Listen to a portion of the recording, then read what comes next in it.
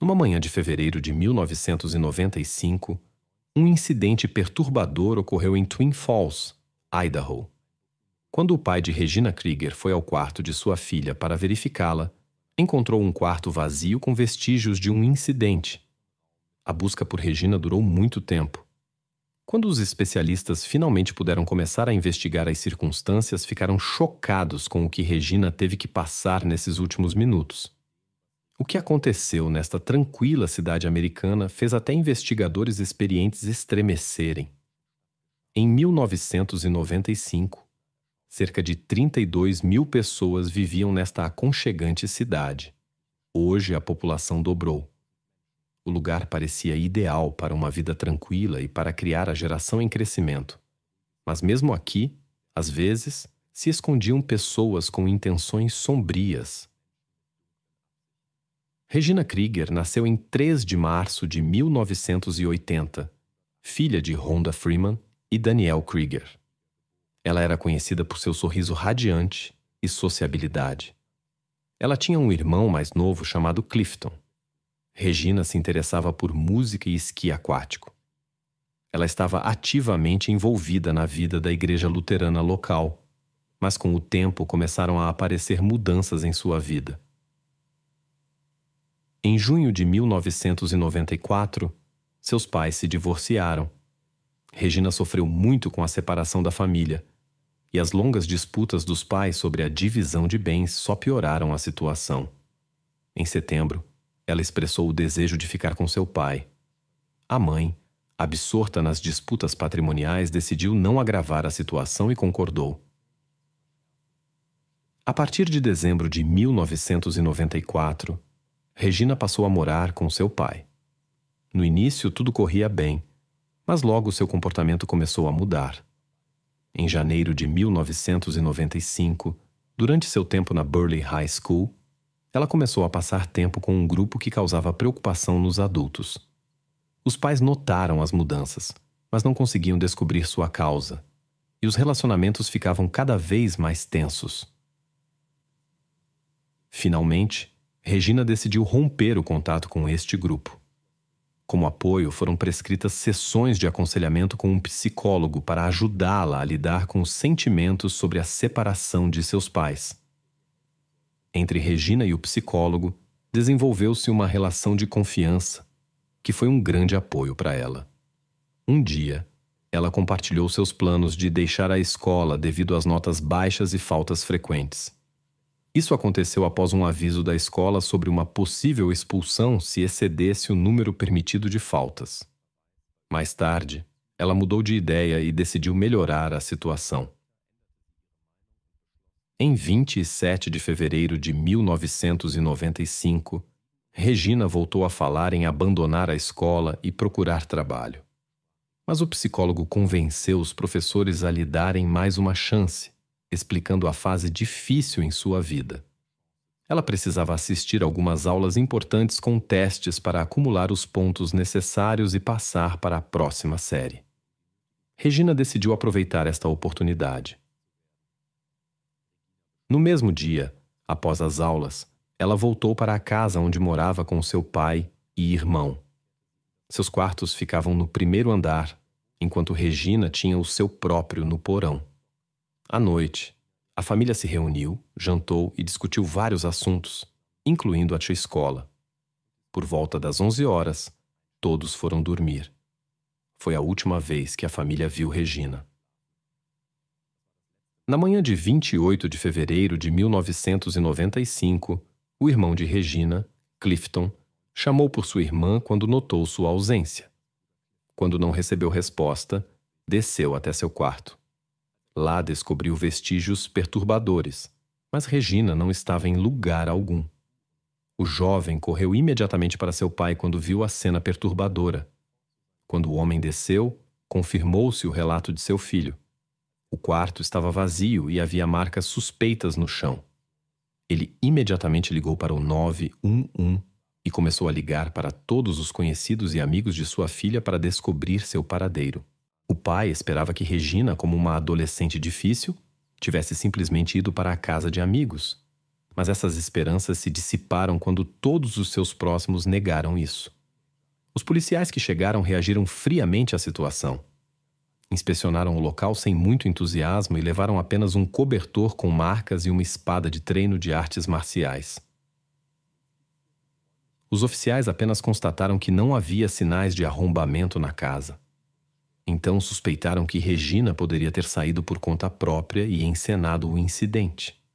O pai discordava totalmente desta versão. Os investigadores ouviram os argumentos do pai e começaram a investigação.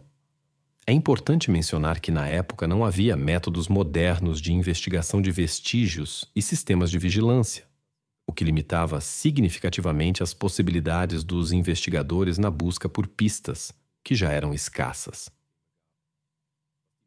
As verificações e interrogatórios começaram.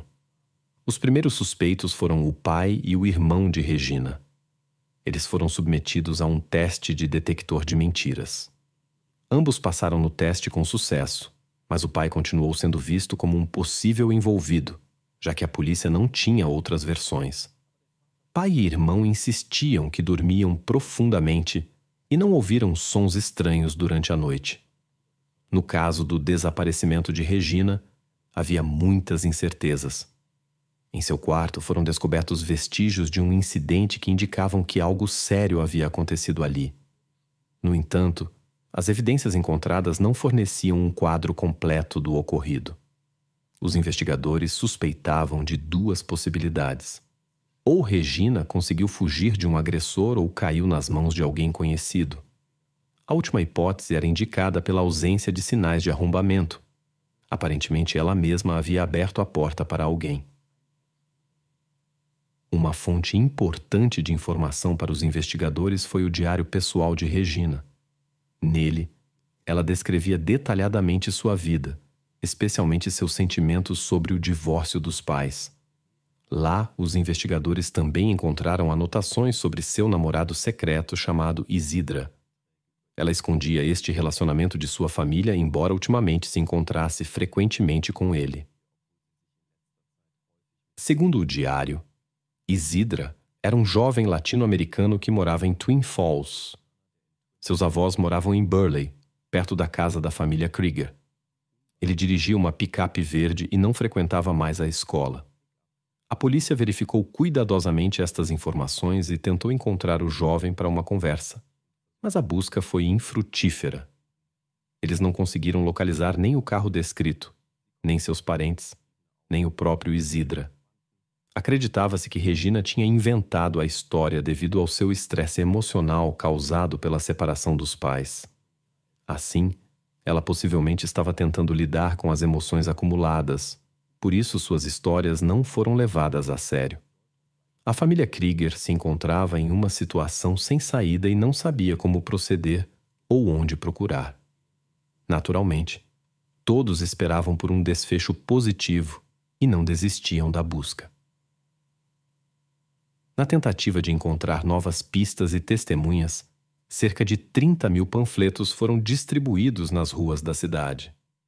Em 15 de abril de 1995, uma descoberta perturbadora foi feita no rio Snake, a 15 quilômetros da casa dos Krieger. Os especialistas determinaram que as evidências encontradas estavam relacionadas a uma pessoa jovem com menos de 20 anos. Até 17 de abril, graças aos registros odontológicos, pôde-se confirmar, era Regina Krieger. Os vestígios na cena do crime indicavam circunstâncias trágicas.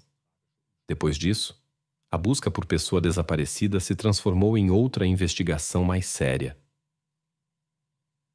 As notícias se espalharam rapidamente pela cidade e causaram inquietação entre os moradores. No pequeno assentamento surgiram temores sobre a presença de uma pessoa perigosa que invadia casas. Especialmente preocupado estava o pai da família, Krieger. Ele tinha ainda um filho mais novo e o pai estava preocupado com sua segurança. Apesar da vigilância aumentada dos moradores, a investigação não avançava. As autoridades não receberam relatos sobre pessoas suspeitas ou pistas úteis. Mais tarde, novos detalhes foram revelados aos investigadores. Descobriu-se que Regina, quando entrou em contato com companhias duvidosas, conheceu traficantes de substâncias proibidas. Entre eles estava um certo Gilbert Flores Rodrigues. Os investigadores suspeitavam que uma dívida por mercadoria recebida poderia ser a razão do incidente. Gilbert, que não tinha trabalho oficial, frequentemente se movia entre as cidades de Burley e Twin Falls, conduzindo seus negócios ilegais. Ele era conhecido como membro de um grupo criminoso local. As substâncias que Regina adquiria não eram baratas, por isso a dívida poderia chegar a centenas de dólares. No entanto, não havia provas diretas contra Gilbert. Mais tarde, a polícia recebeu ligações anônimas que indicavam o envolvimento deste traficante no incidente. Quando os policiais tentavam determinar a identidade dos informantes, estes encerravam a conversa por medo das consequências. Ninguém queria problemas com este elemento criminoso. Os relatos não confirmados não continham detalhes concretos, e ainda não havia provas contra Rodrigues. Os investigadores o viam apenas como participante em negócios ilegais com substâncias proibidas. Embora o contato de um traficante adulto desempregado com jovens parecesse extremamente suspeito, as autoridades precisavam de provas sólidas para fazer acusações graves. Durante a investigação do círculo social de Regina, os investigadores focaram sua atenção especial em uma pessoa. Entre seus conhecidos estava Cody, que, como ela havia comprado substâncias proibidas de Gilbert. Descobriu-se que eles tinham passado tempo com este traficante naquela noite fatídica. Durante o interrogatório, Cody contou que seu amigo passou a noite inconsciente no banheiro. Porém, suas declarações eram confusas. Ele estava visivelmente nervoso. Mudava suas versões dos eventos e parecia estar escondendo algo. Havia a impressão de que o jovem estava assustado e evitava uma conversa aberta. Os policiais receberam suas palavras com desconfiança e continuaram considerando Rodrigues como principal suspeito. Em 1996, as autoridades procuravam ativamente por Gilbert. Descobriu-se que ele já havia sido preso em 1991 e 1993. Os investigadores suspeitavam que ele distribuía substâncias proibidas, mas não conseguiam reunir provas suficientes para uma prisão. Para capturar o traficante astuto, decidiram armar uma armadilha. A polícia prendeu um certo Joe, que anteriormente havia comprado de Gilbert. Ofereceram-lhe ignorar seus delitos anteriores em troca de ajuda na captura do traficante. Joe concordou e comprou mercadoria por $1.500. Isso possibilitou a prisão de Rodrigues em 18 de novembro de 96. Mas os problemas estavam apenas começando. O traficante experiente planejava se defender ativamente. Havia rumores sobre seu envolvimento no desaparecimento de Blake Morgan Jr. e nossa protagonista, Regina Krieger. Estes incidentes realmente tinham algo em comum. Em ambos os casos, os perpetradores entraram nas casas pela janela. Morgan, no entanto, diferentemente de Regina, não foi levado. Em 10 de abril de 96, as investigações identificaram os envolvidos no incidente. Descobriu-se que no incidente com Black estavam envolvidos Cody, um dos clientes e amigos de Gilbert, e seu meio-irmão, Jesus. Para Jesus, Rodrigues era um verdadeiro modelo, cujos pedidos eram atendidos incondicionalmente. Isso porque Gilbert substituía seu pai e o preparava para participar de seus negócios. A razão do incidente não era dívidas por substâncias proibidas, como inicialmente pensado. A história estava conectada com Angela, que estava com Gilbert. Segundo ela, Black havia sido desrespeitoso com ela uma vez e Rodrigues decidiu intervir por ela. Isso levou a que, em 9 de abril de 96, 2 semanas antes do desaparecimento de Regina, Jesus ameaçasse Black com uma arma. Na noite anterior, o grupo e Black se encontraram por acaso em um bar. Gilbert imediatamente compartilhou com seu irmão seus planos de vingança pelo comportamento inadequado com sua namorada. No entanto, decidiram proceder com mais cautela e não chamar a atenção dos clientes do bar. Por volta das 2:30 da manhã, tentaram invadir a casa de Black, mas não encontraram ninguém lá. Depois de 1 hora, voltaram. Desta vez encontraram o proprietário dormindo. Depois de arrombar a porta, Cody e Jesus executaram seu plano. Era evidente que Gilbert estava por trás de todos estes incidentes, mas ele agia através de outras pessoas e permanecia nos bastidores, por isso não podiam ligá-lo a estes casos. Mais tarde, todos os 3 envolvidos foram presos e detidos. Eles foram acusados no caso Blake, mas nem sequer foram considerados como possíveis envolvidos no caso Regina Krieger. Estranhamente, as autoridades nem tentaram estabelecer uma conexão entre estes casos. Por razões inexplicáveis, os investigadores não deram atenção aos relatos de testemunhas não identificadas que haviam ligado para a polícia anteriormente e não acreditaram nas conversas sobre a similaridade dos incidentes. O perigoso traficante de substâncias proibidas estava em prisão preventiva aguardando decisão judicial. Nesta época, a Agência de Combate às Drogas de Iowa tentava determinar a identidade dos informantes.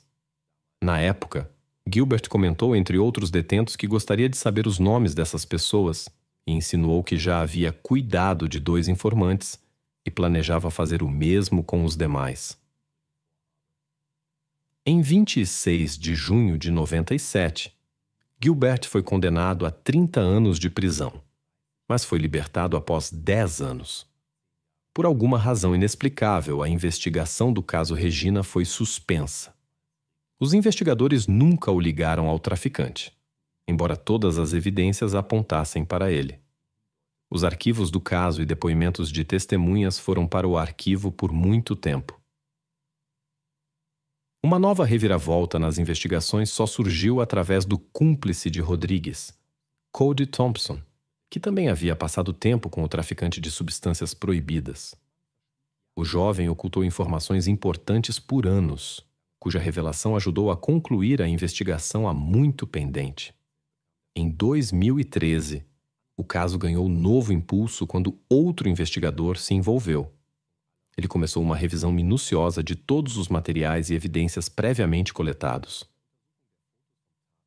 Ao examinar as fotos da cena do crime, ele notou uma marca no chão que indicava que Regina havia sido levada pela escada até o quintal.